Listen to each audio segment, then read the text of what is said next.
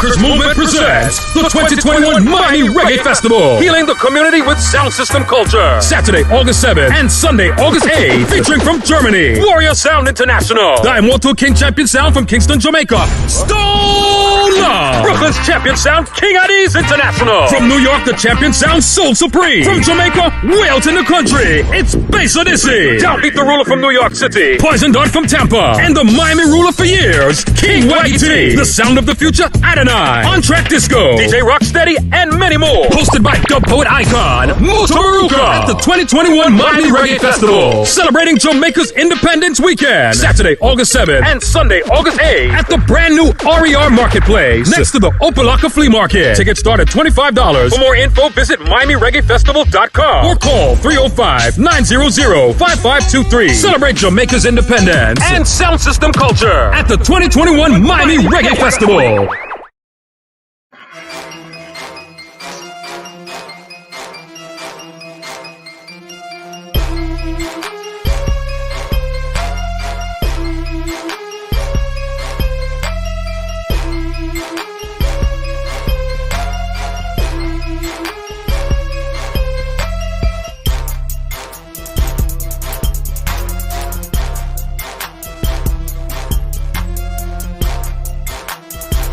Hey, this is King Simon. Remember, make sure you go to my website, KingSimonProductions.wordpress.com. That's KingSimonProductions.wordpress.com, or Linktree at King Simon the Numerovation. Get all 4 of my books, and of course, that's the Numerovation for mental stability. Numbers are simple, people are complicated. Numbers are simple, children's health is important, and no promotion is bad promotion. Just spell my name right. Make sure you get them now on all my links. That's KingSimonProductions.wordpress.com. Go now.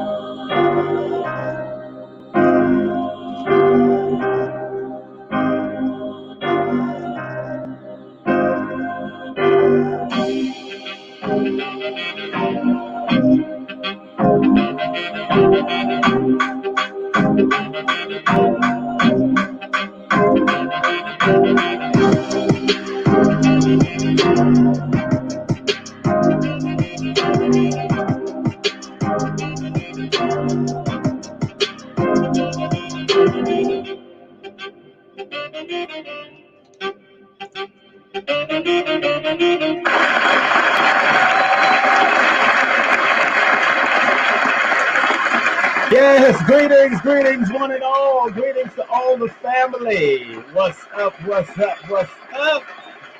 Yeah, baby. What's up? What's up? What's up? I am black and intact. What's up? What's up? Thank you for the applause. Thank you. Thank you. Thank you. I am deserving of it. Gotta step back and kiss myself. What I'm saying? What I'm saying? How y'all doing? How y'all doing? All over the world, all 196,940,000 square miles of the planet Earth. Your brother King Simon is in the building. How y'all feeling today? I hope everybody's doing well. Hope everybody's safe. Hope everybody is healthy. Oh, hope everybody got their immunity up and strong by taking care of their health, by eating properly. You're being vaccinated by God's energy and sun. That's what we're doing. That's the vax. Oh, man. Of course, we got a special shoe for you today. Got a special show for you. And of course, our great teachers coming up at approximately 8 o'clock in the next 4 minutes. Of course, we have Soke Ali Abdul-Karim coming in the building. Having faith, martial arts, and security in the new millennium. Yeah, baby. Brought to you by K.S.P TV. Oh, yeah, this brother is a well-renowned martial artist, trained with Master O-Sensei Ronald Duncan. Of course, last week we had another one of O-Sensei Ronald Duncan's students, the one, the only Dan McEady, the Grandmaster Dan McEady. So this time we're going to have somebody I've worked real close with. Not just in security, but also at my venues. If those who have came to any of my venues with Dr. Phil Valentine or various others, I've had him do security for me and help me out. Also, just want to remind everybody, my classes are up and running. 2 links, 9 phases, 8 hours. It's only $222.22. If you add all them 2s up, it's a 10. And 10 is the Wheel of Fortune number. Raw, uncut, chalkboard, and PowerPoint course. Yes, it's the holistic Numerovation course. Learn the math method. We're giving you the basic of how to apply your mathematics from a basic level, looking beyond, around, tracking, and hearing the numbers. So if you're interested in class, it's been released since June 22nd. People are slowly but surely getting the understanding on how to use it. And I will, in the month of August and the month of September, I will be having a straight up Q&A, private Q&A for all those that purchase the classes, all right? I just want to remind people that coming up this Sunday, we have another great martial artist that I've trained with personally on the mat for one day, actually, because she's doing a whole cardio workout. But we've trained amongst certain people in the same dojos at one time, and but she is definitely out there. And we got Sensei Carol Glasgow coming in from Kick Fever Fitness. Yeah, make sure you go to her website, kickfeverfitness.com. Make sure you hit her up. It's going to be July the 11th at 7 p.m. So she'll be here with us live and direct. Also, I want to remind you, keep on supporting our sponsors. That's right. Make sure you go to betterhealthshop.etsy.com. Support Better Health Shop. That's right. Hit them up. Don't forget, get my books on Linktree. That's right. Linktree got my books. That's right. That's Linktree/King Simon the Numerovator. King Simon the Numerovator. Also, don't forget to support my son. Make sure you hit him up with all his fantastic music. He has a big album coming out, so make sure y'all support and show love to that. Also, of course, don't forget @1million_adornments. If you want those beautiful earrings that Empress Aisha Amor has, this is the place to go get them. DM her at 1millionadornments.com or 1million_adornments at of course at DM at IG. But also don't forget, you can hit her up via email at Empress Aisha Moore at Gmail and spread love via her Cash App. That's how you can pay for the earrings at $ Empress Amore. So we're just bigging up, of course. Janelle, I was hanging out with Janelle today. Big up to Janelle Lewis, real estate mogul, salesperson. Make sure you get a consultation from her at 347-866-1153. That's 347-866-1153. And don't forget, I spoke to Lloyd Strayhorn today. Big up to Lloyd. We got some big things about to come up, man. Big things. Woo, it's going to be off the hook. Lloyd Strayhorn, hit him up at, of course, his website. That's lloyd-strayhorn.com, lloyd-strayhorn.com. And also don't forget pedalwise.com, pedalwise.com. If you want that 10% coupon, make sure you go there for the 10% coupon and put in King 2021. That's King 2021. And of course, if you want to do a numerovational session with me, all you have to do is text me your full name and date of birth to 347-496-1022. That's 347-496-1022. If you live outside of the United States, use WhatsApp, please. And of course, content disclaimer: the views, comments, and opinions expressed by guests, speakers, or authors on this YouTube channel do not necessarily reflect or represent the views and opinions held by this channel's broadcasters and its sponsors. Parental guidance is advised. Let's big that up also. All right, so how's everybody been? Of course, we had the International Arts Festival here in New York. That was fire. The International Arts Festival was fire. If y'all missed that, y'all missed the good one. Y'all missed the International Arts Festival. I was there. I sold all the books that I carried with me. I didn't want to carry that much because I had a small knapsack, so I sold like 8 books. I had all my books. Matter of fact, I had, of course, No Promotion is Bad Promotion, and of course, Numerovation for Mental Stability, and I had Numbers Are Simple, People Are Complicated. But I have 2 left up here. 2 left. I have the Numbers Are Simple, People Are Complicated. No Promotion is Bad, 1 of each, of course. And the rest I got, like, let me see, that's 4, 8, 10, 10 hardcovers. If you want a hardcovers, you gotta hit me up if you want them hardcovers, okay? If you want them hardcovers, hit me up if you want the hardcover. All right, so and the hardcover is $40, but $45 that includes shipping and handling. I'm trying not to do international. They put me through so much for internationals delivery, so I like to send them through the website. If you want to order, I will do it through the website. You just won't get it signed. But if you order, then I might have to do extra because just to send it to Canada has been a problem. So it is what it is. I'm waiting for my partner in Vibe, but she didn't come up yet. But I do see our guest, so I'm not going to hold him up because this is we're about that time, you know. And I just want to make sure everybody know. Now, the person that we're about to bring up right here on our stage, is our virtual stage, is a phenomenal martial artist. Professor and Soke Ali Abdul-Karim has been training for over 5 decades, for at least 5 decades. And he has trained for over 5 decades because he said he trained and started at 68. And I know I was born in 67, so that's like 53 years. So he has trained with many masters, and one of his main teachers was the late, great Sensei Grandmaster Ronald Duncan Sr. He is an instructor of the secret, the science of fighting. He's a private investigator, security professional, and tactical advisor, to say the least, of course.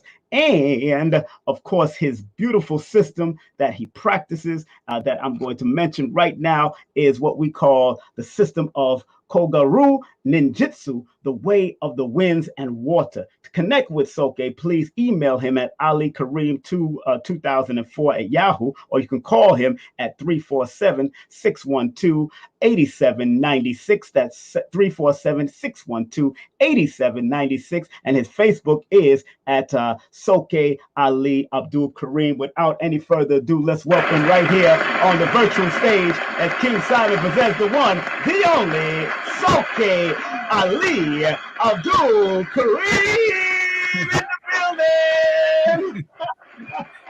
Assalamu alaikum, sir. Wa alaikum salam wa rahmatullahi wa barakatuh, my brother. Always a pleasure, beloved. How you feeling, sir? Well, alhamdulillah, I feel great, man.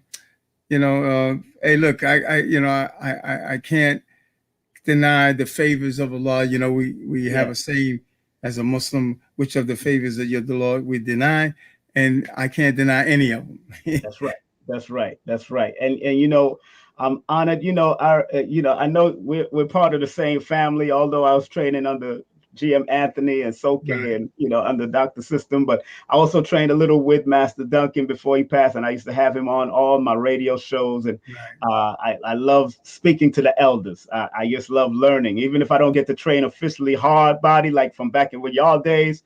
It's so much you learn because so many of y'all give so much great information. I've never really been on the mat with you, but I watch the information you put out there on your Facebook page. I speak to you. We've spoken before, coming down to the masjid over there, Masjid Taqwa, where the great Imam Al-Hajj, Imam Siraj Wahaj resides. Got to give him a round of applause because he's a great brother, great brother. And of course, my beloved former wife, Majida, big up to her over there. Give her a round of applause. We're still good friends, regardless of what. That's how we do it, you know. That's but right. I'm honored to have you here, and I just want to say thank you very much for accepting. And when I have people like you and Grandmaster Dan McEady, who was on with me last week, man. He brought the fire, and I know you're gonna bring some more fire. Well, yeah, I'm gonna try. First, let's delve into Soke Ali Abdul-Karim's start, not just in martial arts, but in Islam itself. Becoming a Muslim in the practice of Islam, and how did Islam help your martial arts, or did you get into martial arts before Islam, or did you get into Islam before martial arts? Yes, Bismillah ar-Rahman ar-Rahim. All praises to Allah subhanahu wa ta'ala. Yes. I got into martial arts first, and then I ventured over into Islam. Right. And it basically was a journey, and I was evolving. You know, it's like an evolutionary stage. You know, you're exploring, you're looking for answers, you're looking for position in life, life in itself. You're looking for the definition of life and so forth. And because that's the era that I came from. Right. You know, I'm born out of the 50s. And we were searching for identity. Yeah. We were basically exploring what is our plight in life and what's our position in life. So those are the areas that in the path that I've tread. So I came in the late 60s. I came into martial arts.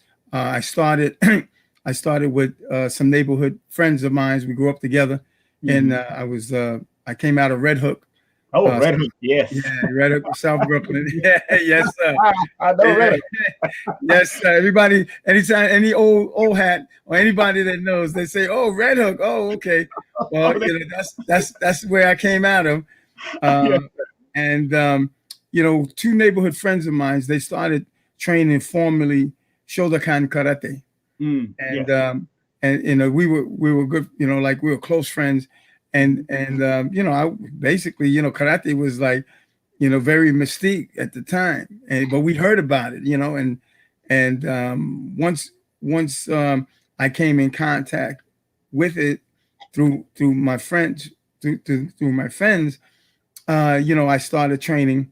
What they did was they were going to an instructor, a sensei, and then they would come back and they would teach me. And most of what I learned was kata, different katas and things of that nature. And then, in the first instance, my brother introduced me to the art, from the military aspect, because he was in the Air Force, and he used to show me, different Aikido, basic Aikido moves and so forth, Right. Wow. And so that was my plight, and then. I decided that I wanted to have formal training. Yes, man. And so I spoke to my brother. My brother was friends with Ron Van Cleef. Oh, wow, the great one. Yes. American Nisai goes you. Right. And so we went to his school. Now, as destiny would have it, nothing taken away from Ron Van Cleef, because if I was under his tutораges and instructorship, would have had no problems. And I watched him and so forth over the age. He was very close to Ronald Duncan as well, the late Ronald Duncan. Right. And but it was closed. Now I lived in Red Hook, and Sensei Duncan's dojo was on the outskirts of the projects, right? And so I used to go by. We used to go by. People used to go by, myself and what have you, and it was in the storefront. And you can look through the windows, you're seeing the training and so forth and so on. So, it caught my attention, although my first plight was to study under Ron Van Cleef, Mhm. but it was closed, as destiny would have it, as I would say.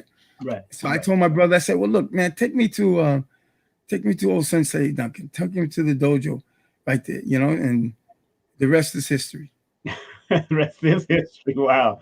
And you know, and it's a rich history, because I know old Sensei was out here in Brooklyn on Court Street and different Right. places and all that, and Exactly. of course eventually took it up to his houses and his places and all that, and you know, I know he was very about the history of martial arts and Oh man, history of every weapon, you know, yes. and showing you, you know, Yes. just by what I've learned from various students of his, yourself, and even Master Kiroshi Kalik. Kalik. Oh, And Khalid, yes, yes. Kalik, yes, I studied with him, also trained with him. You know, And he of was course- he was my student first. Yes, I do remember that. Yeah. Yes, I do recall that. That's right. And y'all used to have some great seminars over there too, down on Bedford Avenue. So, Exactly. Yeah, Khalifa. Right. Exactly. right. Yes. So in the martial arts, because you got into the discipline of martial arts, when did you become a Muslim, and did you come out of a Christian family and then went into Islam? How did that Absolutely. I did come out of a Christian family. work? Mm-hmm. My family, my mother, my father, the family, we've a very close knit family. Mm. Matter of fact, the majority of the congregants in the church that I went to were basically made up of my family, cousins and aunts and uncles and so forth. Wow. Yeah. Right. And one thing I can convey is that my family, particularly my mother and father, and my immediate family, Mm-hmm. were very moral.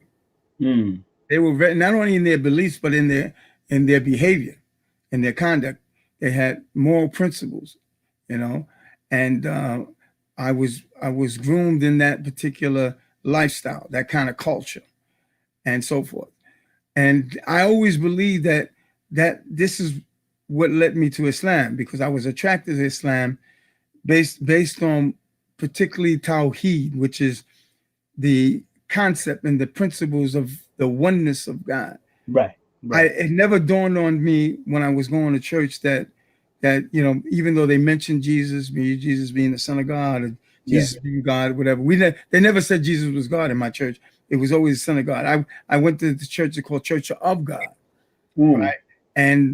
But the thing that impressed me is I was, you know, like when I used to go to church and the preacher was giving a sermon, I used to be reading the Bible, but I always maintain my studies within what they call the Old Testament, which is the Old Covenant. You know, Genesis and so forth and so on, Moses, and you know, and in the Old Testament, in Old Covenant, you know, basically it deals with the oneness of God. You know, and that's all you hear, that's all you read. So when Islam came to me, and Islam came through me to another neighborhood friend of mine, who was a student of mine, and he just passed away, you know, so for Rahimatullah Ta'ala, may Allah have mercy upon his soul. He passed away, but he was the co-founder of my school, and he propagated to me, you know, and invited me, which is called, you know, the propagation dawah to Islam. It's an invitation. Yes, sir. And he was conveying, once he started conveying the belief system of Islam based on the universality of God, the oneness, absolute oneness of him, I related to that because that's what I was getting out of the Old Testament or the Old Covenant. Right. Exactly. And then I had certain principles that I were following within the martial arts. Right, the certain principles, because you know most of what I was that I was connected with in the martial art was not Buddhism, but the type of Tao, you know, meditation and concentration and focus, you know, and so forth on sin, because on self, because you know I didn't get into the religious aspect, but I basically got into the spiritual concentration focus aspect of the martial arts. And so that helped me along as well. I used to meditate. Yeah. I used to meditate and so forth and so on. So when I heard about Islam, I had no arguments. All I did was listen.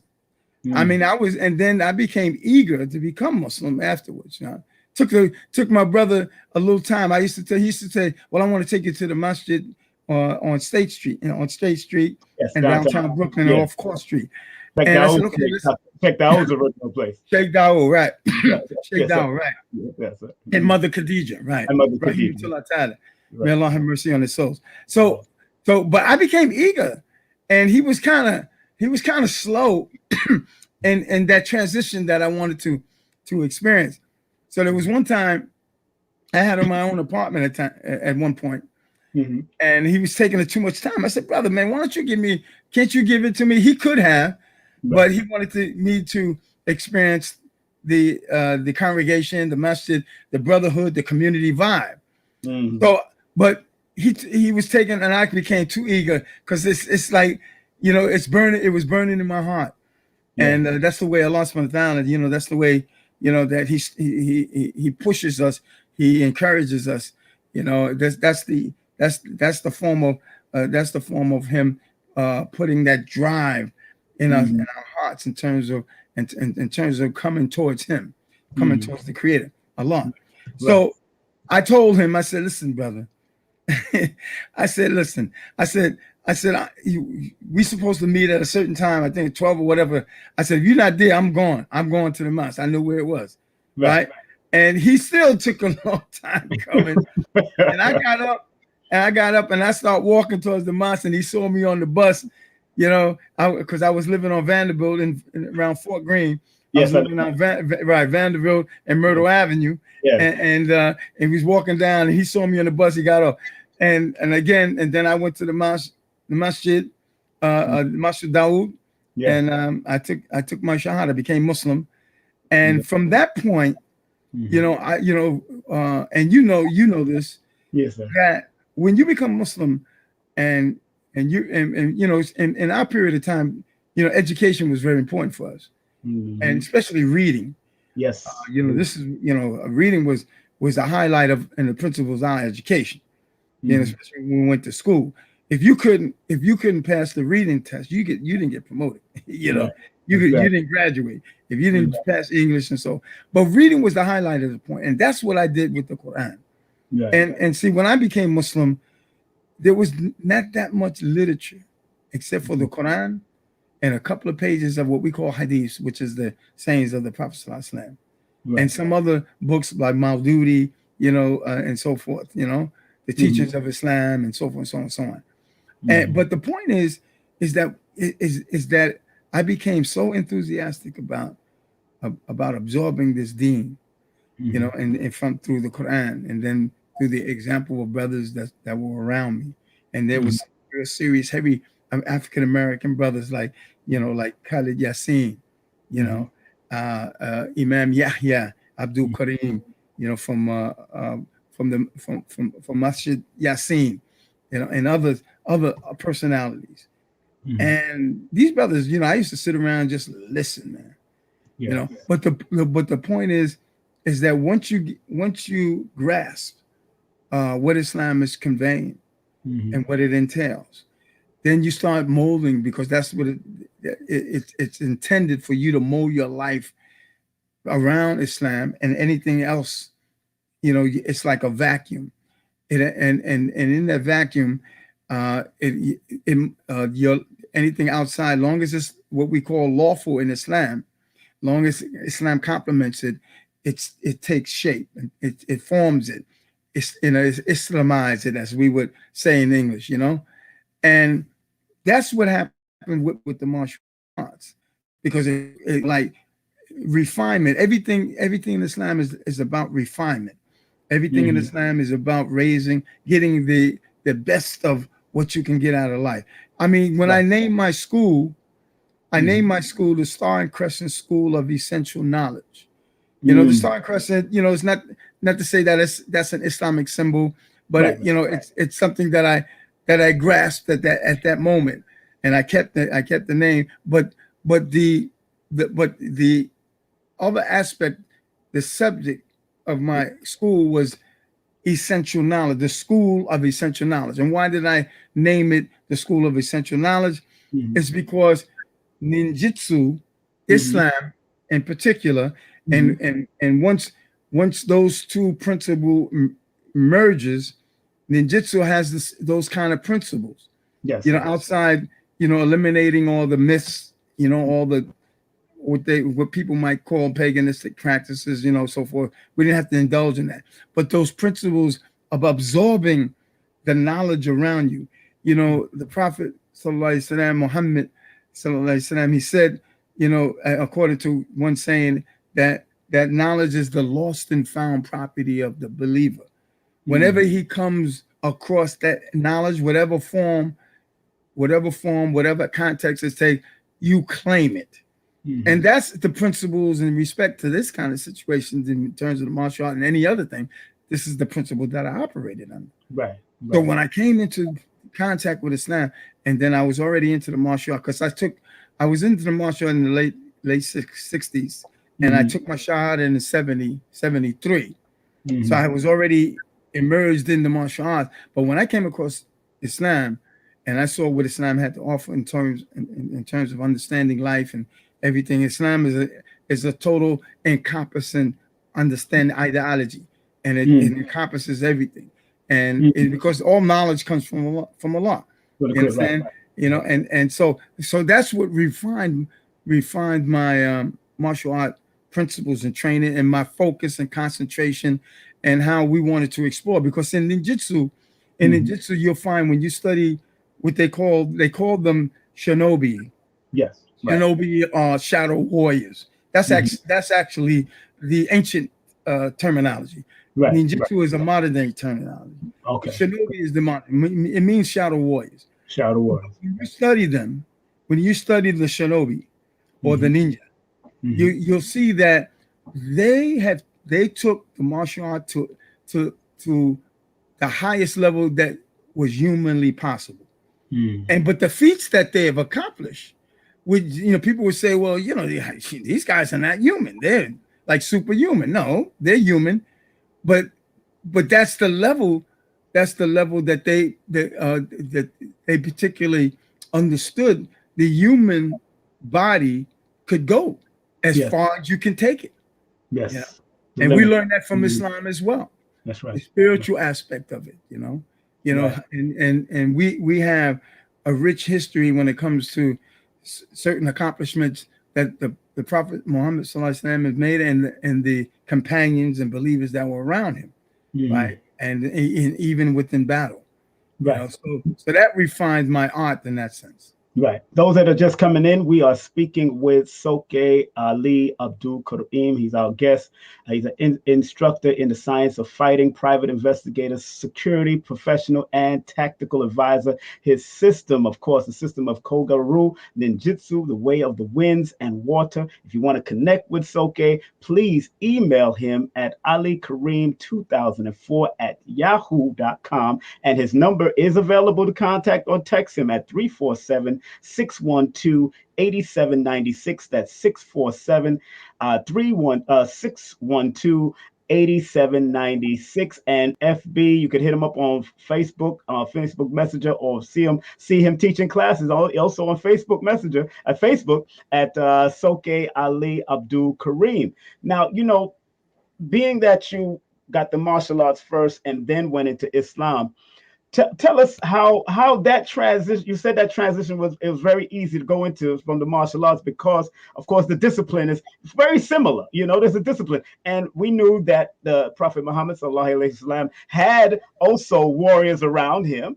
Absolutely. We also know Isa ibn Maryam had warriors around him. Absolutely. Every prophet, basically, of the past had warriors around them. And they were warriors themselves. They were warriors themselves. Now, a lot of people don't, want to demystify that and don't think that, Jesus or Isa ibn Maryam picked up a sword or had anybody that had around him had a sword. But even in the Bible, it says that one of his disciples cut off one of the soldiers' ears.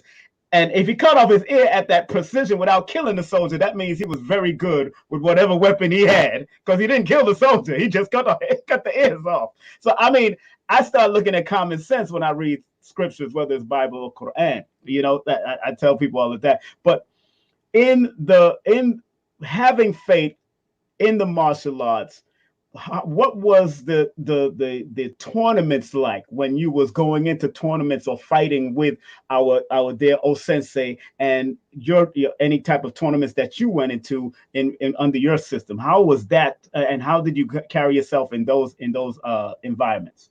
Right now, when I studied under O Sensei Duncan, the late O Sensei Duncan,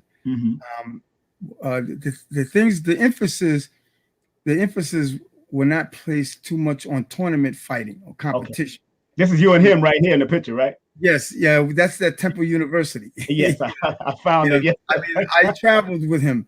You know, I was part of his entourage in terms of traveling. I traveled throughout the country and overseas, you know, with him, you know, in certain Caribbean countries and so forth, you know? Yeah. And that's so sensei, yes. You know, the emphasis was placed on combat. You know, ninjutsu is a pure combative system, you know, and dealing with fighting.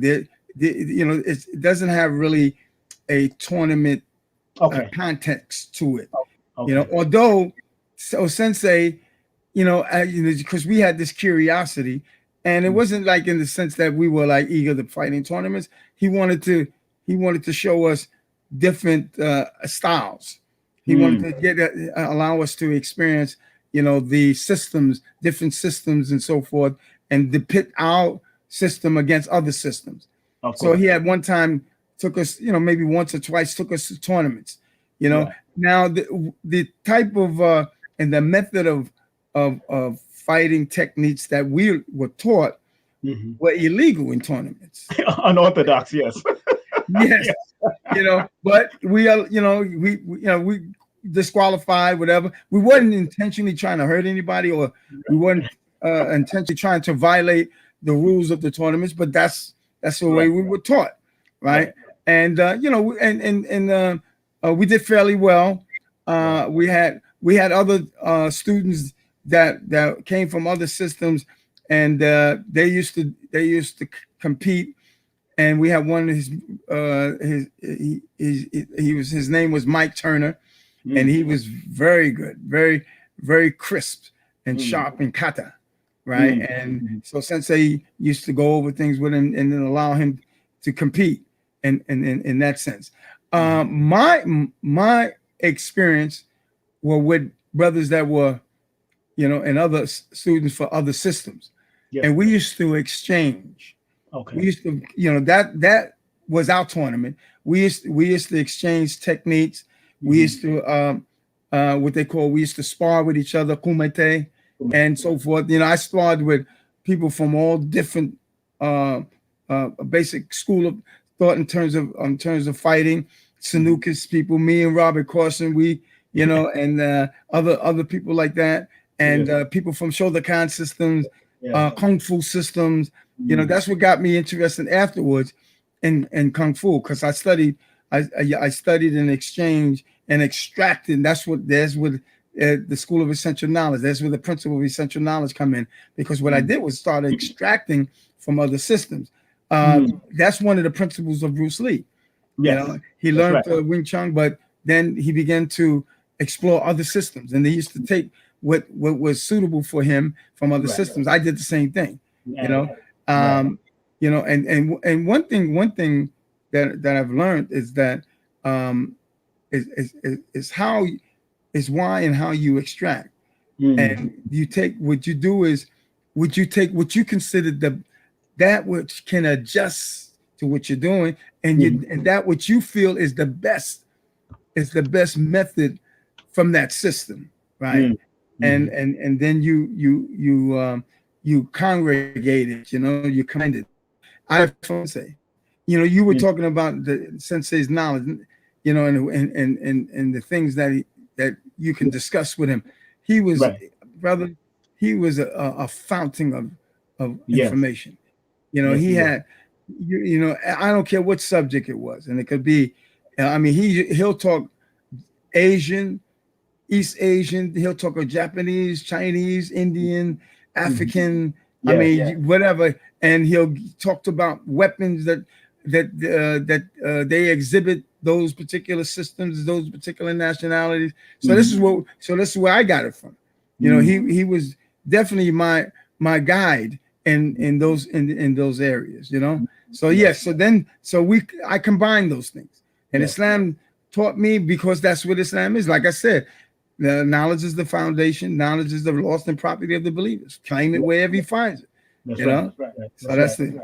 You know, and that's interesting. Again, people, please thumb up and share the video. Thumb up and share the video. We have with us the founder of the system of Kogoro Ninjutsu, the way of the winds and water, and connect with Soke Ali Abdul-Karim. Please email him at alikareem@2004@yahoo. You can hit him up at 347-612-8796. That's 347-612-8796. And you can check him out on Facebook also. He does do a lot of classes on Facebook. He shows a lot of stuff on Facebook at Soke Ali Abdul-Karim. You know, there's one thing I did back in the day, especially over there on Bedford Avenue and Fulton, when y'all was getting things together and dealing with the criminals of that area back in the day. I know it. I've seen the magazine, newspaper clippings. I think at that time I was in the Ansarul Law community in Bushwick.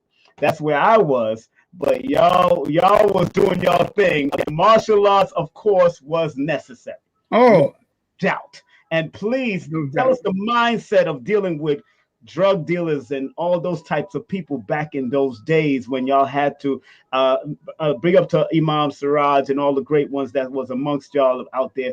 What was the mindset you have to be in to deal with our people that might be selling this stuff, and not trying to take them out, but trying to, you know, clean the area up? Please talk about that.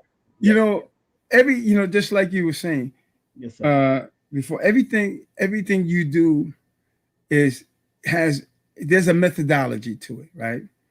So when you come to an extreme aspect of criminal, the criminal element and the criminal context of situations, when we moved in that area, over 37 or some years ago, and 1981 is when Masjid al-Taqwa was established on Bedford and Fulton, and then I came in 82. Okay, we got there. You know, that was the drug capital of Brooklyn, of New York, particularly. Yep. You know, Bed-Stuy. All of Bed-Stuy, and you know, that's where there were distributors in that area. There was one major distributor. His name was Sean. He ran a laundromat, and then you had Panama. Then you had somebody at Panama. He had a building and so forth across the street. And now when we moved there, we actually coexisted with the criminal element in the beginning. But what brought our attention that we could no longer coexist is that there was a shootout. And we had a restaurant across the street right next to the masjid. Right. And a bullet had ricocheted through the window. And so that's when we put our foot down. We said, nah, we can because that's what happens. What happens is we said we could no longer coexist with these people. We can no longer tolerate the kind of activities, because we got women and children. We got families coming through and brothers or whatever the case is, and somebody's gonna get hurt or even killed. So what we decided, we with Imam Siraj Wahaj, we decided that we would take a moral stand, a spiritual moral stand. What we did was we sat down with Imam Siraj, and we started strategizing. How can we best approach this situation? Even like the police department would say, oh, it's nothing you guys will be able to do. We've been trying to fight these drugs for the longest. You got the Jamaican posse, you got the Supreme team, you got the A team, you got this team, that team, Dutch Shields, all these other people, from Queens and from Brooklyn and so forth. So we said, look, we got Allah and his messenger, we got Islam. And like you were saying, how did Islam factor in? Because it's the spiritual aspect. How far can we go? Who do we rely on? You know, there's the term tawakkul ala Allah. We trust in Allah, and that's part of the Islamic position of cleaning up your area, of inviting people to good, trying to impact your community for that which is good, whether they are Muslim or not, to be good neighbors. That's right. So hopefully that we can clear things up to that extent where we don't have to tolerate criminal activities and evil in our neighborhood, because in the Quran, Allah tells us, look, you just make the effort. I'm behind you, and anything that's good, anything that can transform your community into something righteous and something peaceful, you know, something a serenity, or whatever the case is, then you know that's what we're encouraged to do from Islam, to command good and forbid evil, to stop evil when you see it with your hands if you can, or if you're not able to stop it with your hand, speak out against it. If you're not able to do that, then wish it in your heart that it diminishes. You right? So the point is that we had these forms and these principles that we were operating on. So what did we do? So we went in martial arts, and I'll show you how important martial art, the concept and principles of martial art and fighting, you know, and confrontation and how to deal with it, managing crisis and resolutions and all that factors in. So we sat down with Imam, a body of us sat down. We call it a shura, you know, a body of Muslims that sit around and we take consultation. Right. So what did we decide? You said, and Imam came up with it, a brilliant solution. He said, look, he said, we need to dry up the supply and demand. We ain't got to go out there shooting Wild West. No, we need to stop the supply and demand. How do you do that? Well, most of the buildings around in Taqwa, you would never know that with the situation that's happened now. The buildings were like abandoned. And they were selling drugs out of the abandoned building. You know, they would have like a peek hole, and you know, it would be boarded up, and you know, somebody would come and they drop boat, and you know, so forth, and that was the transaction. So what we did, we said, look, we're gonna cause a wedge between the seller and the buyer. And we're just gonna stand in front of the building and say, no, you know, that ain't nothing happening here, brother. You know how we used to do. That's right. You know, it's all over. Nothing happened. So before we did that, you know, the Imam said, look, you know, Allah purified the earth in Noah, right? And it rained 40 days, 40 nights. So we said we're going to take those 40 days and 40 nights, and we're going to place ourselves, you know, in front. We're going to create a wedge, and we're going to create a barrier between the buyer and the seller. And we're not going to allow any transaction, no drug transaction will be allowed. And and brothers came from all over the place. You know, it's not only our congregation. Brothers came from Long Island. Brothers, you know, we had Master Khalifa. Brothers came from there. Brothers came from Connecticut. Brothers came from Virginia, Georgia, all over to join us in this plight once they heard of it. We were in the news media. I mean, we were in New York, whatever, on Channel 2, and you know, Pablo Guzman. You know, he used to come down. Geraldo, we were on his when he had his program. We was on his program.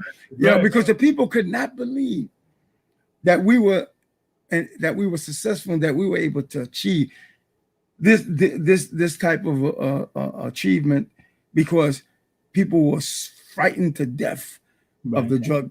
They were cartels during that time, Jamaican or whatever. And there used to be drive-by shooting. They had an army. They had an army.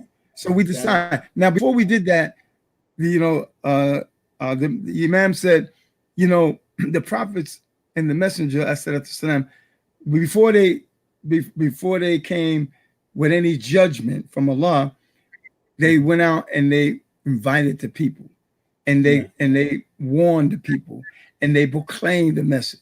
So we took those principles. We built a platform right in front of the masjid. We invited all the politicians. Sharpton came down. Sonny Carson. A lot of the politicians and some of the advocates. They came and so forth. Sonny Carson, he marched his group past the masjid. Because what we were doing, we were putting the drug dealers on notice and the community at large. Making alliance. Look, this is it. We're giving you notice that we are not going to allow. We're not going to just surprise you. We already told you. We had the proper mic, everything. So they heard it. And then from that day on, we took up the position and we were able to be successful. Now, the martial arts. Yeah. What happened was we already knew, that, these people had heavy armament, So what we do? I was training an individual. He was an instructor for special forces at Fort Dix. And what happened was once, and one of my classmates from Duncan, he had hooked me up with him. And we were both training, and I got pictures and everything of that. And what happened was, I was training special forces from each law enforcement and military agency. You had Rangers, you had state troopers, and the special squad. You had SWAT, all kind of people. So we were training them, in the art of close quarter combat and all this kind of and disarmament and things of that nature. So what I proposed to the instructor and said, look, we're having problems with the drug. We're getting ready to confront them, but we need some hardcore training to deal with them. So he agreed, and we trained at Fort Dix, brother. What? Everything you could. That's right. We were training just like special forces. We were repelling. Off the building. You see this one. We were doing everything there was that SWAT and all the other military people were doing. So it made and that's part of the martial art, but that's another element of it. Yes, sir. Just like the ninjas, they were not just trained anti-ham and so forth. Actually, the ninjas were actually spies. Yes, they were into espionage mostly. But they were well trained. The samurai, he was well trained. He was battled ready on the battlefield. The ninja were guerrilla warfare tactics and so forth. And so we used that. So the brothers were battle ready. Right. The masjid was battle ready. Matter of fact, we constructed the masjid, in such a manner that if there was any kind of onslaught or assault on the masjid, we were ready. Anytime there was any drive-by shooting, we had strategically set cars up and different. We were, we were groomed in that. The martial art took us far beyond just hands and feet, So that, and the brothers, because of the training, and that's what happens when when you have students, and sometimes you get students that's very timid in the beginning. They don't even know their own power. Even big dude, brothers, right? Yeah. But once they tap into their power, then they begin to understand their ability, and that's what martial art teaches you, to understand yourself. Let's talk about that. Please thumb up the video, family. Please thumb up the video. We are speaking with Soke Ali Abdul-Karim. He's our guest, instructor in the science of fighting, of course, private investigator, security professional, and tactical advisor. Of course, his system is the system that he is currently the founder of is, of course, the system of Kogaru Ninjutsu, the way of the winds and water. And to connect with Soke, please email him at alikareem2004 at Yahoo. And remember, you can give him a call or text him at 347-612-8796. That's 347-612-8797. And you can hit him up also on Facebook and check him out. Become a Facebook friend at Soke Ali Abdul-Karim. Is that 8796? 8796, correct? Right. 8796, right. That's it. Let's talk about that, because even in the different communities that I've been in, from Ansar to the Nation of Islam to Sunni Muslim, and studying each one of them, it's something about that, the religious power or the spirit of Allahu Akbar that generated. Because I remember we being in the Nation, when I was in the Nation at an early point of my life. And you know, Imam Siraj was also a part of the Nation back in the day. So you know, me and him had some major discussions about that, you know, which is interesting. But when the police attacked the temple over I was there in 1992 when the police attacked, but they also attacked the Honorable Elijah Muhammad's temple back in 72 when Minister Farrakhan was there in New York, temple number 7. I was there in 92.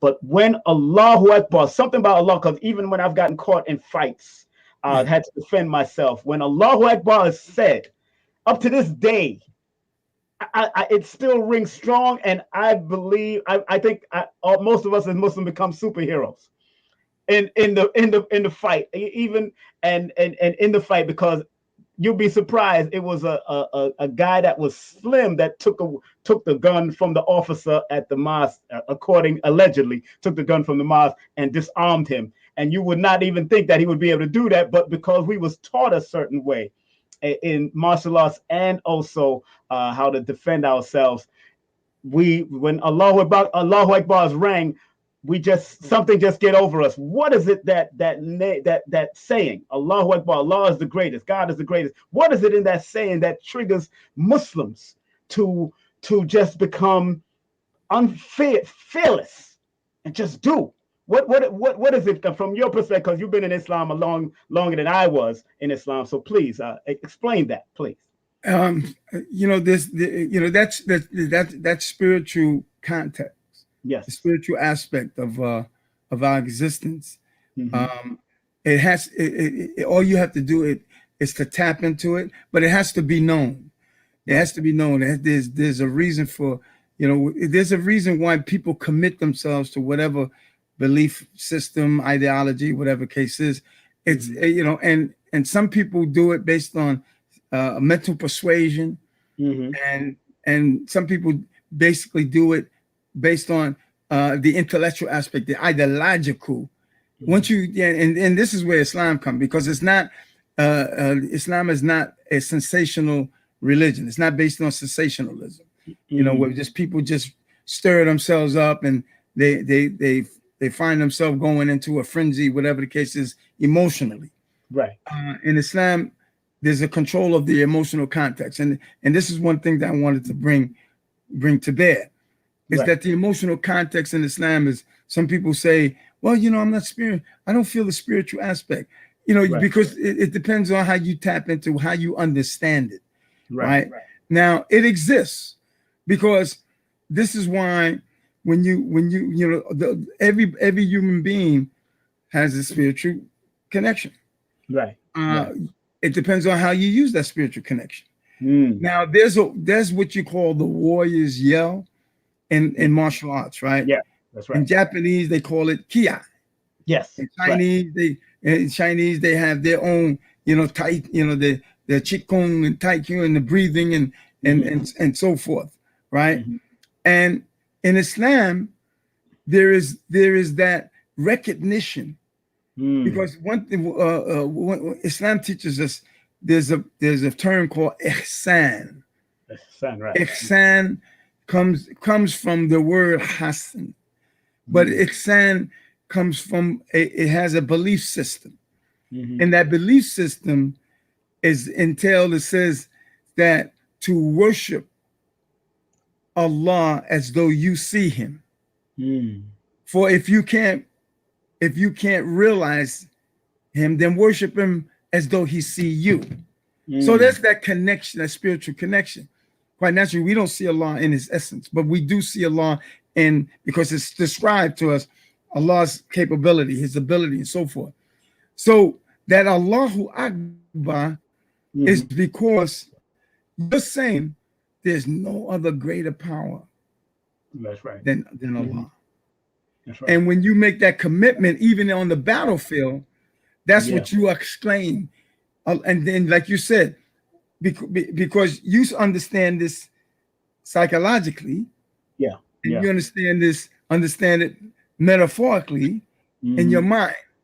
And that means, it metaphorically means that when you exclaim Allahu Akbar, you're saying that you're committing your whole self to this situation here. And if it's a battle, that's what it. So what you're doing is you're eliminating any fear that might try to factor in when you get ready to get to battle, because you already exclaim and recognize because Allah is not just saying, when we say Allahu Akbar, that's right. There's nothing else after that. We're saying Allah is the greatest. That's right. We could say Allah Khabir, Allah is great, but then other people say we're great. I'm the greatest. I'm great. Right. But when we say Allahu Akbar, it's the absence of anything else that would try to compare with that greatness. Right. So because it's like you pull all of your ancestors out of you at everything. That moment of time. Exactly. I've experienced it numerous times. I mean, I haven't been in that deep of battle, like on the battlefield of army and military, but on the streets of New York, I've experienced it at least 3 times. And whatever happened to the person, that's what happened to the person. Exactly. And that's what. Listen, let me tell you something. I just had an experience today. I was riding, and just to give you, it's on the level on which we're speaking. I was driving my car down Fulton near Patchett, and this kid, he's riding the bike, young kid, maybe 17, 18, whatever. But he was riding his bike erratically. You know how they play on their bikes, and and he's shooting out a lane, the car lane and back in. So in order not to hit him, I beat my horn, innocently. When I stopped at the light, I noticed he was in his face was in my window, and he started going off. So I just rolled the window down just to see what was his complaint, or what was he saying. So he said, "You beat the horn," and I said, "Well, I tried to explain to him, I beat the horn because I didn't want to hit you, but there was no explain. He was road rage, bike rage, whatever you want to call it. He was going on. So then I seen that this is a situation. And he was up on my car here, and so I got stuff that I got around me, right?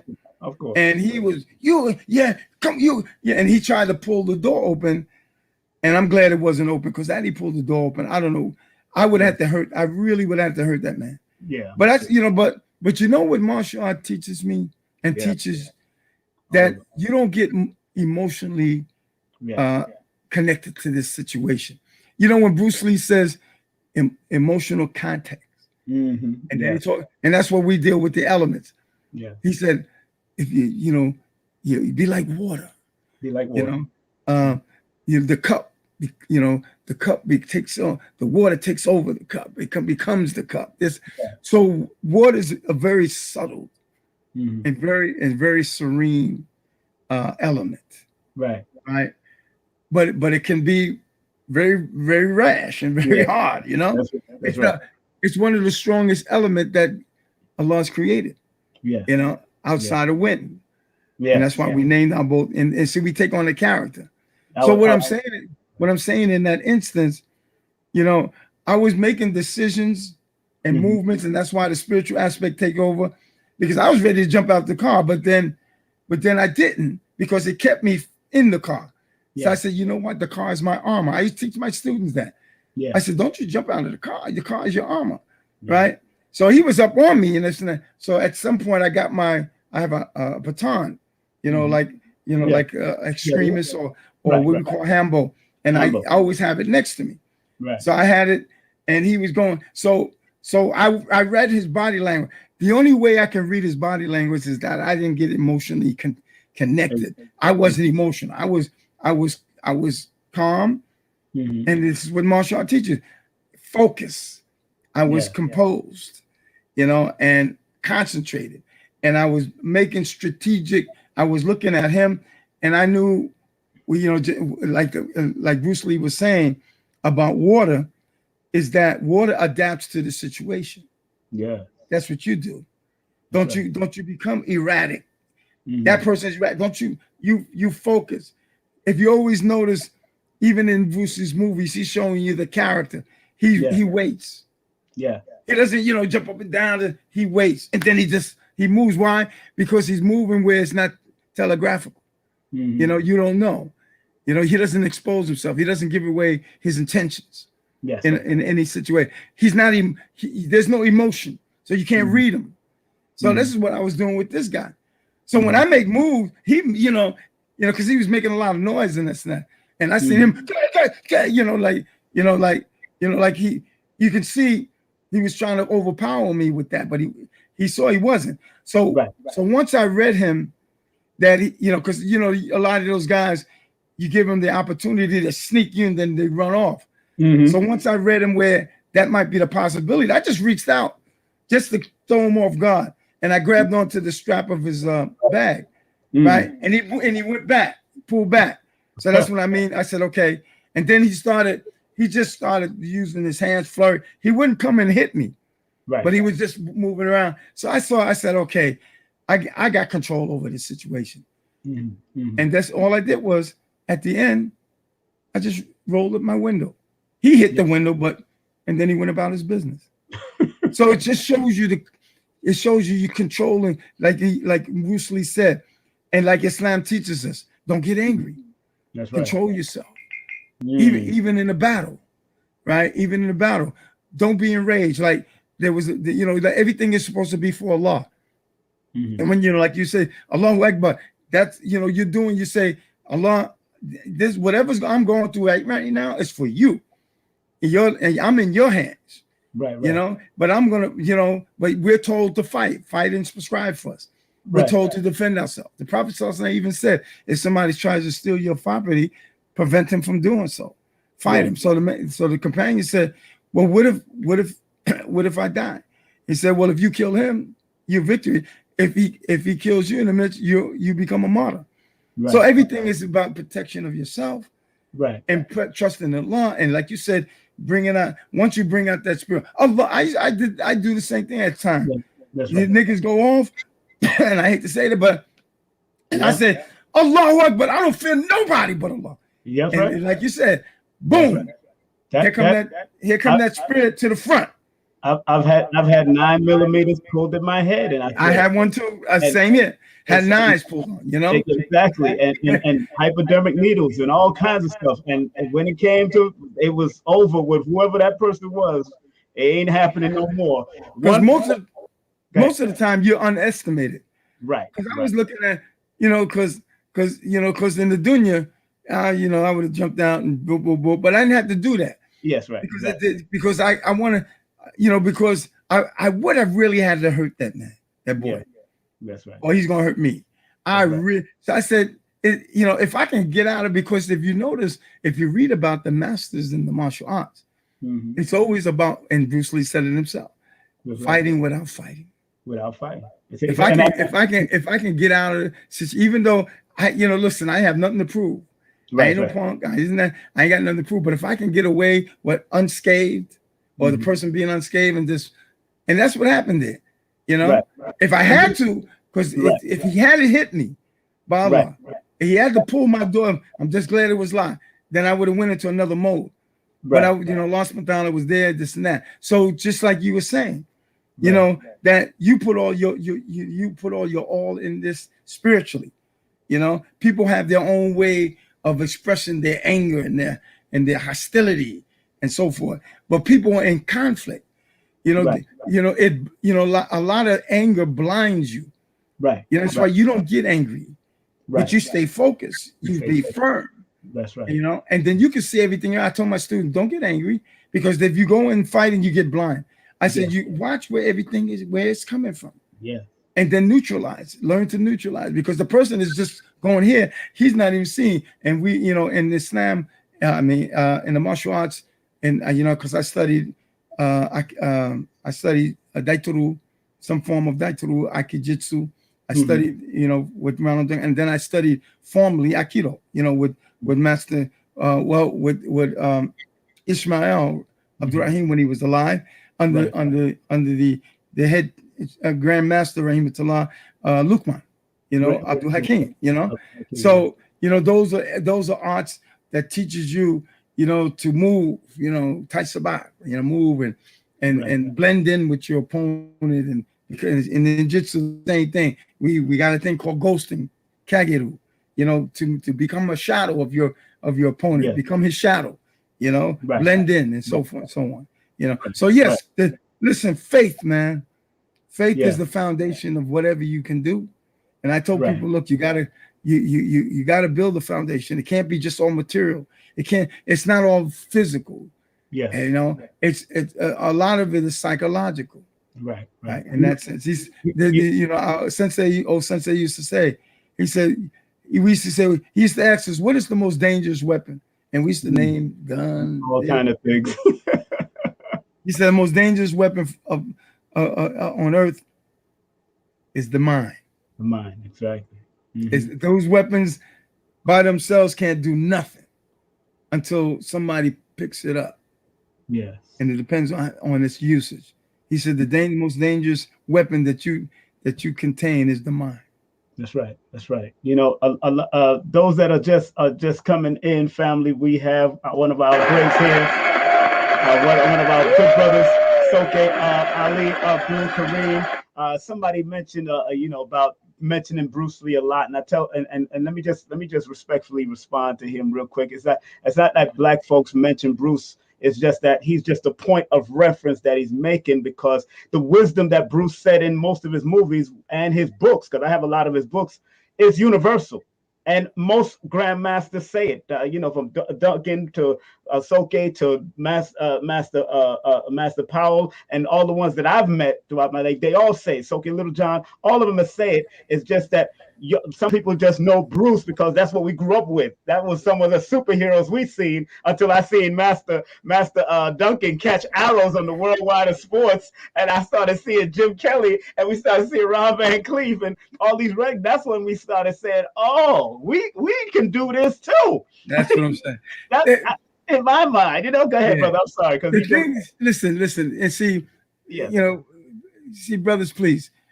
Yeah. You know, don't get sidetracked.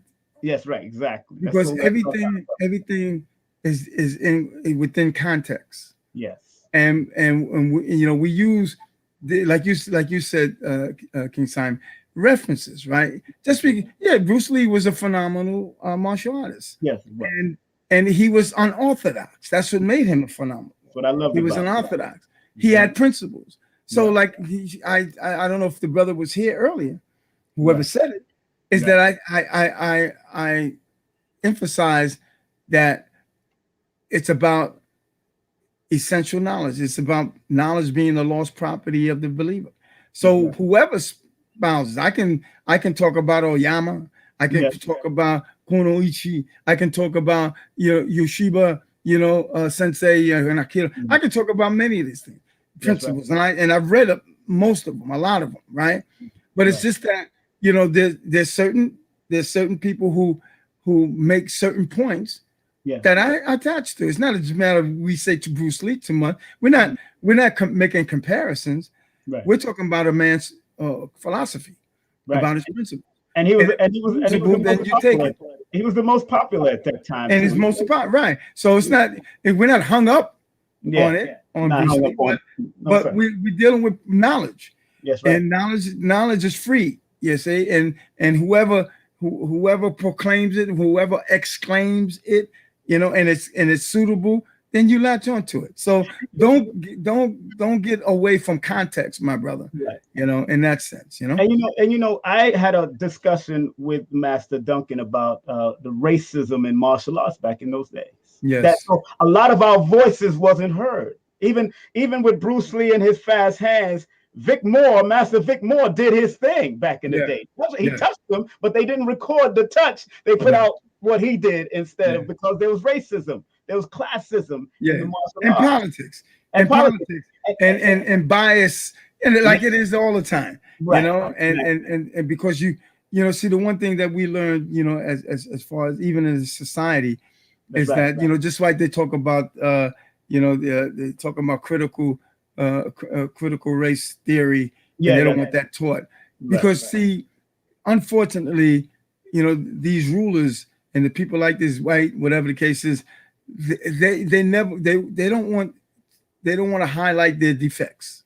Yes. They want to make you think that they're pure and they're untouchable, they're immortal, and they're perfect in every stretch and imagine. So they don't want you to highlight, their defects, even the inception of this country, whatever the case is. So that's what happens, I mean, and you get that from all the rulers. If you study history, if you study Noah, the people, the rulers, if you study the pharaohs and so forth, and these people take themselves as being gods besides men, so like everybody has a place. Yeah. In that sense, we don't have to, you're going to tap into your mortality. I don't care what you say.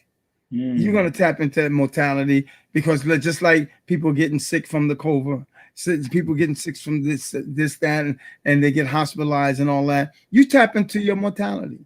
But the thing is to humble yourself before that happens. Right. That's right. Those that are just tuning in, I want to thank. I'm not going to keep our dear family member on too long. He's a busy man himself.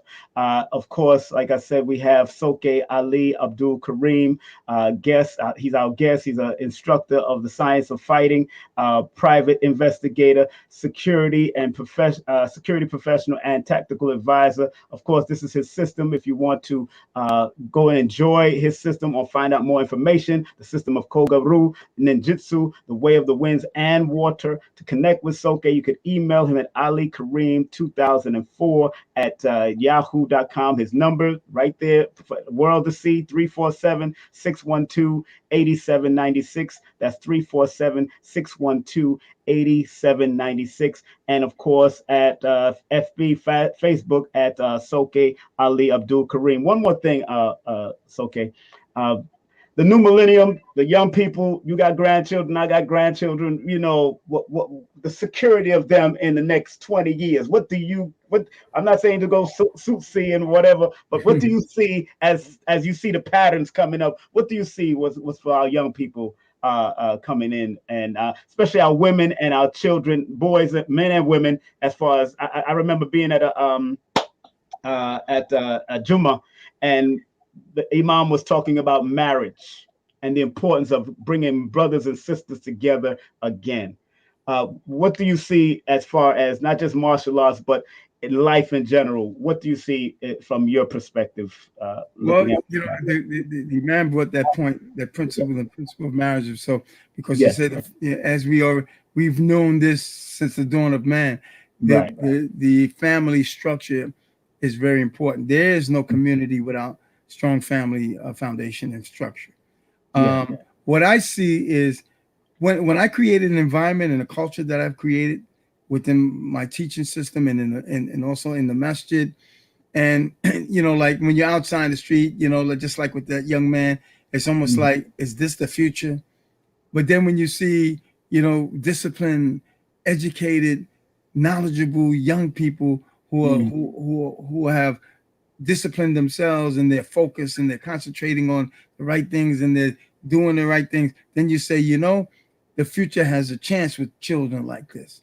But it's our job to create a nest of that type of environment for our children to relate to, so they won't get lost in the society that's taking the people off and astray. You understand what I'm saying? So I see a bright future with the children that I'm around. And I'm hoping that they're the next leaders. And then and like you said, they're the next fathers and mothers and uncles and aunts and so forth. And that they will take on the banner, and they will become a beacon like we've been trying to do as far as ourselves. But I listened to Joe Madison, he said he made a statement. He said, look, man, get away from me when people try to say you need to pass on the torch. I'm not passing. I used to say the same thing. People used to say, well, it's our time. We need to get out. That's not Islam. Islam the elders is what the young people fed off.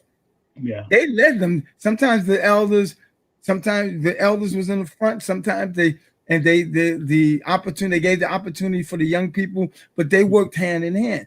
There was no generation gap like we used to talk about in the past. There's no generation gaps between, Ibn Abbas, he hung out with the Prophet. He was only like 6, 7, 8, 9, 10, 11 years, he became a teenager, and he hung out with the Messenger of Allah. And the messenger said, "Now you too small, go away, go play, whatever." No, so that's the future that I'm looking forward to. I'm looking forward to the people that I'm surrounded by, and that I know other martial artists and other teachers of religious teachers that are teaching the children to become the next leaders to take on the mantle. After, but I'm not passing on the torch as long as I got it. Like Madison said, he said, "I'll light your torch, but I'm not passing it on. I'm not ready to pass it on. Pass it on. I'm not going to be able to see." Richard Pryor said basically the same thing. Richard Pryor said it. When they said that to Eddie Murphy. They said, "Oh, he's the next Richard Pryor." Richard Pryor said, "I ain't finished yet." I'm still here. Does anybody see me? But that's how it is. That's what it is. Light their torch because they're supposed to take it to the next level beyond what we do. And that's your responsibility to light the torch. Light the torch. You know what I mean? Well, without the elders, there is no leadership. There's no exactly. Well, thank you very much, Soke, for being a part of my visual journey here. I'm honored. Please, people, support Soke Ali Abdul-Karim. If you just want information, he could give you information and knowledge of the martial arts. He's been studying it for over 50 years. He started in '68, so I was like a year old when he started. So as well as that martial arts. So again, his system is Kogaru Ninjutsu, the way of the winds and water. Connect with him via email, alikareem2004 at Yahoo, and his phone number is 347-612-8796. That's 612-8796. And his Facebook is Soke Ali Abdul-Karim. You can see some videos he put up there too of them really training and using certain things in his classes. Do you have a mat fee, or do you pay? Do you charge per month? How you do that? Yeah, I charge per month, but since the COVID, it's not that elaborate. You know what I mean? And if you can't afford it, just come anyway. And also on I have a YouTube page. Okay. What is that? All my training, martial art training from years on, and it's Karim, Karim 1950. That's my YouTube page. 1950? Right, 1950. Okay, at YouTube. Yeah, make sure y'all check out that YouTube page. All right, so let me put that up there. That's Karim 1950. Right. That's his YouTube page. Make sure you check out his YouTube page with all his different teachings and what he's been doing. And again, Professor, thank you very much. Thank you very much for coming on, man, and supporting me. I love you, respect you all. Love you. Same here, brother. Definitely going to connect with your brother because I know he has an interesting story. I definitely want Imam Siraj on because he always have an interesting story. He knows I love it. Yes. And that's what it's all about. Thank you very much, and have a great evening. And I'll see you soon. Okay. And thank you for having me, my brother. I'm very humble and honored. Well, you've always helped me at my venues and send security. Oh yeah. Well, that's a given. Yeah, I love you. I'll let you know. Too, bro. I'll let you know when I do it again, all right? Because I might do some more stuff. All right. Anytime, my brother. Assalamu alaikum wa rahmatullah. Wa alaikum salam wa rahmatullahi wa barakatuh. Thank you. That's our brother. Abdul-Karim. That's again Ali Abdul-Karim in the building. Man, woo!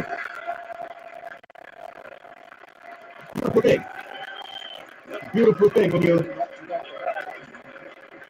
you got family members like that around you. And again, all those brothers know to people like Derek and those that are in there, all those brothers know that it's originally black, where it comes from. They all know the history of martial arts and where it comes from. If y'all don't know, they know. I want y'all to go to Wesley Snipes' Masters of the Martial Arts right on YouTube. It's Wesley Snipes, Masters of the Martial Arts. All these guys was there. I mean, his teacher, Master Duncan, all of them know. They even spoke about it coming out of Africa first before it went to Asia. So all of them know. So I just wanted to clarify that. And like I said, Bruce Lee was a very popular personality. As you can see, he was a Sagittarius born on the 27th of November, 1940. So he was very energized, and he brought his energy out, and they propped him up. And you know, a lot of the great black martial artists didn't get their shine. If anybody wants to find a good book on all the great black, at least a good majority of the great black martial artists, go to Ron Van Cleef's, get his book, Black Heroes in the Martial Arts, Volume 1 and Volume 2. I have both of them. I just have them packed up right now. Volume 1 and Volume 2, Black Heroes of the Martial Arts, both male and female. So Master Ron Van Cleef has that book out for sale right now. As a matter of fact, he sent my copy while I was in Georgia, so I left that copy in Georgia. The second copy with Michael Jai White, Master Michael Jai White on it. The front one has the brother from Last Dragon. He's in front. I was at the Masters of the Martial Arts, Wesley Snipes Masters of the Martial Arts in '98. I was there sitting down with Chris Muhammad, Professor Chris Muhammad, Master Duncan. The Puppet was there. Master the Puppet was there. Great. I got to meet Billy Blanks. I got to see all the great Billy. He passed on a lot of Rico Guy. I got to meet Master Rico Guy. I took pictures with my children. Wesley Snipes took pictures with our children. So all of these martial arts, these black martial artists know. I want y'all to know that. I want to be clear that they all know who the original martial arts came from. I want y'all to be very clear about that. Believe that. We all know who where the origins of martial arts came from. Even the Asian, the so-called Asiatics, the Chinese and the Japanese, they know who it is too. They know who it is. But one of the people from one of the Asian countries says, "Yo, our job is to teach our people about our history. Your job is to teach your history." So I'm gonna work on having Mfundishi, Master Mfundishi on. I've had him on before, and we're gonna talk about the martial arts. But you can watch him on Happy on YouTube, where he talks about the martial arts in depth. So Mfundishi teaches African martial arts, and also the late great Baba Kalindi. I brought him in town to speak one time back in 2012. That's February 19th, 2012, because I remember that day clearly, because my aunt transitioned that day and I had to leave someone in charge. I left brother Dr. Shaka Zulu in charge, and then I had to run down to my aunt's house, who was living in Harlem at the time, and she had transitioned. Then I came back, but I had Baba Kalindi, who was an excellent martial artist in African martial arts. So we all know, and that was the deal, and what's so interesting is that when it comes to this martial arts thing, Master Duncan, the late great Master Ronald Duncan, and I keep on forgetting to put up these pictures. Of course, I did show this picture of Master Duncan, the father of American ninjutsu. Let's get it real simple. Let's get it clear. All right, and this is Master Duncan and the person that we just had on, Master Duncan and Soke Ali, who we just had on. That's them in a competition. This is Soke Ali and his teacher Imam Siraj, who I'm going to be working on getting on, because Imam Siraj has some great stories from the Nation of Islam to being in Sunni Islam now. Also under Waratuddin Muhammad, he has some great information. This is me and Ali back in the day. We was at I think it was at a prayer, and I think it was Eid after the fast of Ramadan. This is me and him. So I forgot to put these pictures up, but because I was so intrigued into what he was saying. And this picture here, as you can see, next to Ali Karim with the red beard, is another great one that I would try to get on from the Latino perspective. Our dear brother Felix Vasquez, Sensei Felix Vasquez, who also trained with Master Duncan. And to your far right is Edie, Dan McEdie, Grandmaster Dan McEdie, that we just had on last Wednesday. So let's give all of them a well-deserved round of applause. All of them had studied under. That was at the funeral. The picture I just showed you with the group. That was at the funeral of this great man right here. Make no mistake, this man was a bad man, and these were my superheroes. This was what my super. After we got over the Bruce Lee stuff, because they propped him up on television, and David Carradine and all that, Kung Fu and all that, these became my superheroes. Master Duncan, Master Powell, Dr. Moses Powell, Ron Van Cleef, Jim Kelly. They became, watching Fred the Hammer. Fred the Hammer, of course, the brother from Fred the Hammer. Forgot his last name, but Fred Williamson. Fred Williamson was also a martial artist. Kareem Abdul-Jabbar was also a martial artist. People don't even know. Privately, Soke Sensei Ronald Duncan used to train Puff Daddy. A lot of people don't know that. P. Diddy trained martial arts under this man that you see on the screen. Quiet as kept. He told me personally.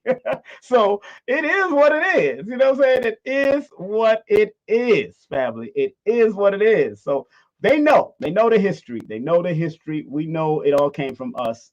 But I do give respect to Bruce, because if it wasn't for Bruce, I wouldn't have came out of my house at 9 years old, kicking and fighting and all that, and then really wanting to seek the martial arts, learning 52 blocks and all that when we was younger, call it in the jailhouse, from people that was coming from prisons, and all the stuff we was learning when we was younger, until I officially got into like a Muslim community, because my mother didn't have the money to pay for classes, and my father was in and out of my life, so he didn't bring that Marine type, that aspect of the Marines that he had with him, and that type of training. And so I had to go seek them out through the Ansar community, through the Nation of Islam. Yeah, Dr. Khalid Abdul Muhammad, he was up with the FOI, training the FOI, but the martial artist in the FOI was Dr. Powell, was Walter 5X, aka Ramza, and various others. Steve Muhammad, or Steve Saunders, that Bruce Lee called the fastest hands. Bruce Lee said of Steve Muhammad, or Steve Saunders at the time, that he had the fastest hands that he ever seen. Bruce Lee said that about Steve. And Vic Moore, please go study Victor Moore, Master Victor Moore. That's the man that Bruce Lee, they did not film when he caught Bruce Lee's punches. He caught Bruce Lee's punch. It was only one time Bruce got through in that whole thing. I think it's one or twice, but he threw 6 blows to Master Victor Moore, and it's on YouTube. But they of course, because it was racism and all that kind of stuff going on, it is what it is. Look, I still respect Bruce, but I respect even Vic Moore, because he's like one of them unsung heroes. I'm going to reach out to him too, because he's still an elder. He's still doing his thing. See if I could get him on. I know he has answered me on Facebook, so a lot of these elders are on Facebook, and we can hit him up and make sure they are right. Victor Moore, Master Victor Moore. If y'all don't know who he is, go Google him up. Go Google Steve Muhammad up. Go Google Donnie. I forgot his last name. Also from the Black Karate Federation. All those people. Go Google up the Black. Go get that book. Go get the book, Black Heroes of the Martial Arts. Volume 1, and the new one, Volume 2, with Michael Jai White in the front and T-Mac from The Last Dragon on the first one. Go get those books. I have them. I have one here somewhere, but it's like I said, I'm packing up, and I have the other one down in Georgia. So please, family, please. Want to thank each and every one of y'all for being a part of this journey with me, of course. Thank you. Thank you. Thank you. Thank you. Don't forget this coming Sunday. We got this beautiful lady coming in. Woo-hoo! She is fine and beautiful. And she can kick some backside. She's been in the martial arts for like almost 25 years. Sensei Carol Glasgow from out of London, England. But she lives here in New York. Kick Fever Fitness. She's a cardio, kickboxing, hapkido, kumite, jiu-jitsu. She's trained it all. I've trained with her one time, man, and I was determined not to get burnt out, and I lasted through the class. But she's a cardio kickboxer, and I lasted through the class. I was so proud of myself. I was so proud. I was so proud. But I was determined to get through that class, and it was a cardio workout class, but man, she put it on us. The sisters was in the front and the brother stayed in the back, but the brother that was with us, he dropped out. He knocked out. He wouldn't even get back on the mat, but I wasn't going for, because I was already trained. I've been training. So I you know, that cardio workout, when she was putting it on us, I had to go in with her, and I lasted through the class. So she can't be angry for me for that. You know? So big up to Carol. She will be on this coming Sunday at 7 p.m. Eastern Standard Time. That's July the 11th, 7 p.m. right here on K.S.P TV, aka King Simon Presents. Right here on YouTube, we'll have our beautiful sister on here. And of course, let's big up the other people. Those who want to take my class on Numerovation, please. Believe me, it's a raw, uncut chalkboard. I use the chalkboard. I use the PowerPoint presentation so we can get the full, because I need the chalkboard so I can be able to deal with what I got to deal with right then and there. It's 2 links you get, 9 phases. That's a 9-part course. It's 8 hours, probably 8.5 hours of nothing but information. Big up to my one of my co-producers, Etoy. She was here helping me out for them. And of course, it is only $222.22. My sessions are $100 every half an hour for a half an hour. So $200 for a half an hour. So you're getting 8 hours of information on the Numerovation course. That's the holistic Numerovation, how to look at numbers from a holistic perspective, how to see beyond it, around it, tracking or hearing. Please, if you want to pay Cash App or PayPal, let me know or email me. Make sure you hit me up, and then I will send you the link after you pay, and you get to have it for yourself for the rest of your life. You can keep it. That's yours to watch and study till I come out with the advanced stuff that's going to be on Udemy or Teachable. That's what I'm going for next. Again, this is my PayPal and Cash App. That's Cash App, $King Simon 3158, paypal.me/King Simon. Those people support our beautiful people that are sponsoring our show. Support these beautiful people. This is Better Health Shop. Better Health Shop. Give them a well-deserved support. They got some great stuff on their site. They got some great stuff. BetterHealthShop.etsy.com, or you can call them at 1-800-820-7822. That's 1-800-820-7822. They got burdock root up there. They got soursop. I think they got soursop leaf. They got monatomic gold, colloidal silver. I've had the monatomic gold very well, helped me very well, love what they're doing. I'm excited about what these sisters are doing. Enough respect to them wherever they are and whatever they're doing. Also, next, let's big up my books. These are my books right here. I think, these are my books right here. Make sure you get them on Amazon, but you can go straight to Linktree right here. Go through Linktree. That's Linktree/King Simon the Numerovator. That's Linktree/King Simon the Numerator. Get all 4 of my books. I got some more books about to come out and hit the street soon, so look out. Also, big up to Aisha Moore. She was supposed to come in, but she wasn't able to make it. But make sure, that's my son's. That's my son's link right there at the bottom there. Make sure you hit up his link for his music. But this is Empress Aisha Moore right here. Womillion_adornments at IG. That's Womillion_adornments. Make sure you hit her up. Here, if you want to get consulted about real estate or get your first real estate and property, 347-866-1153. That's 347-866-1153. Call Janelle Lewis. Give her a round of applause and big up to her. I spoke to her today. Also, Lloyd Strayhorn, I spoke to him today. Give him a round of applause. Spoke to Lloyd today. Got something big coming up. I'll let y'all know. But make sure you support his classes on Udemy. But go through his website so you can get a cheaper price. That's Lloyd-Strayhorn.com. Lloyd-Strayhorn.com. Here is Pedalwise. Pedalwise, some great womb sweeps. They got great things for the womb. They got great things for people that have fibroid issues and breast issues and all that natural herbs. She deals with Chinese and African herbs. So enough respect to her. If you want the discount, use 10% off coupon King 2021. That's King 2021 for the discount. All right, show her some love. If you want to do a numerovation session with me, please text me your full name and date of birth to 347-496-1022. That's 347-496-1022. But if you live outside of the United States, that means if you live in the Caribbean, if you live in Africa, if you live in England, if you live in Canada, text me via WhatsApp. Text me via WhatsApp, and you can pay via PayPal.me/King Simon, and we can set it up through Zoom or StreamYard. Okay, the call code on those.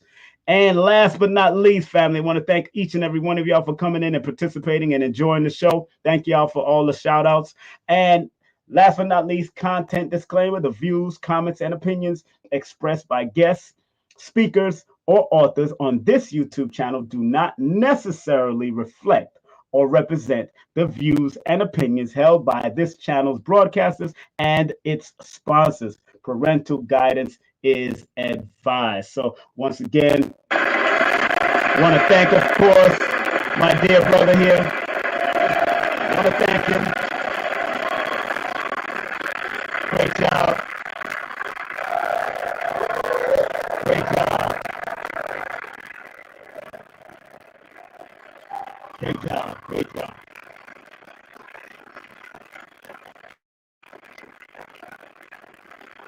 Yeah. Definitely a great job. Again, this coming Sunday. This coming Sunday. Right here. I'm here to go. All right, we're going to close out with prayer, family. We're going to close out with prayer right now. We're going to close out with prayer. First of all, I want to thank Dr. Delbert Blair for providing this prayer. Dr. Delbert Blair gave us this prayer right here years ago. And he used to say it at 12 o'clock on Tuesday, at 12 o'clock and 12 noon, anywhere in the world. Wherever 12 o'clock was, this is where Dr. Blair had his whole congregation say this prayer. And if you want to support Dr. Blair's legacy, please go to his website, www.themetacenter2.com. That's www.themetacenter2.com. And the prayer goes as such: please, Universal Creator, know in my heart that I love you. Please protect me and this planet on which I live now. Please open my mind, my spirit, and my soul to receive only truth and your love now. I'm going to say it in a more unified and family setting. We're going to say it and change the words a little, but I'm going to say, please, Universal Creator, know in our hearts that we love you. Please protect us and this planet on which we live now. Please open our minds, our spirits, and our souls to receive only truth and your love now. Usually Empress Aisha Moore says it, but because her voice, I love her voice to say it. So give her a round of applause. But thank you, Dr. Blair. Thank you, Dr. Blair. Thank you, Dr. Blair. Thank you, Dr. Blair. Thank you, Dr. Blair. Thank you, Dr. Blair. Wherever you are in the universe, thank you, sir. Thank you for being an honor and a respect. Family, get ready to get on out of here. I want to thank all of you for being with me. Have a great evening. Stay focused. Stay out of trouble. And like Dr. Khalid used to say, regardless of land, label, or language, there's but one creator force. And like Marcus Garvey used to say, up you mighty nation, you can accomplish what you will. King Simon is out of here, baby. I will talk to y'all on Sunday. Make sure y'all hit me up on IG, King Simon Productions, King K.S.P, TV and Media, the Ministry of Numerovation. Hit me up on Facebook, King Simon Productions, and King Simon. I love you. I respect you. And if you enjoyed this program, family, make sure you spread some love. If you enjoyed the program, make sure you spread some love. If you enjoyed the program, make sure you spread some love. If you enjoyed the program, make sure you spread some love via Cash App. If you enjoyed the program, make sure you spread some love. All right?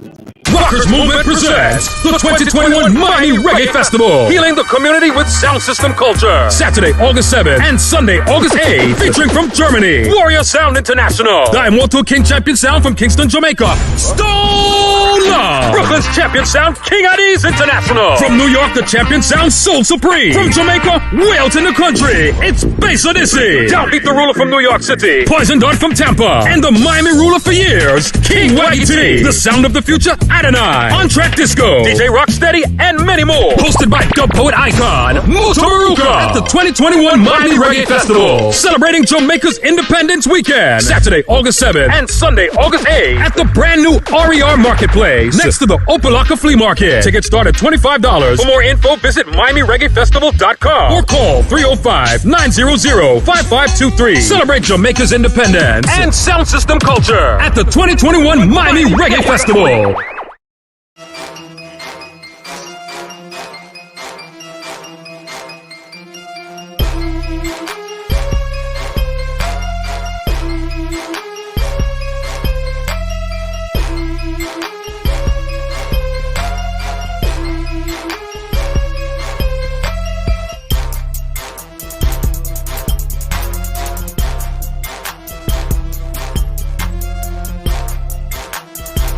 Hey, this is King Simon. Remember, make sure you go to my website, KingSimonProductions.wordpress.com. That's KingSimonProductions.wordpress.com or Linktree at King Simon the Numerovation. Get all 4 of my books, and of course, that's the Numerovation for mental stability. Numbers are simple, people are complicated. Numbers are simple, children's health is important, and no promotion is bad promotion. Just spell my name right. Make sure you get them now on all my links. That's KingSimonProductions.wordpress.com.